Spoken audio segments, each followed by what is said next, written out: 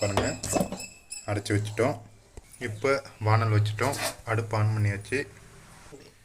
ஒரு கரண்டி எண்ணெய் ஊற்றிக்கலாம். இப்போ இந்த பட்டை, கிராம்பு, இலை எல்லாத்தையும் தாளிக்கிறதுக்கு போட்டோம்.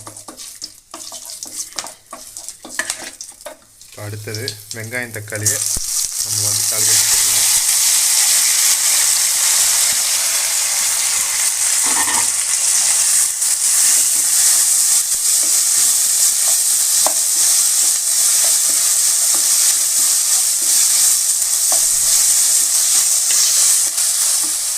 தட்டி வச்சிருக்கிற பூண்டி ஆட் பண்ணிடலாம்.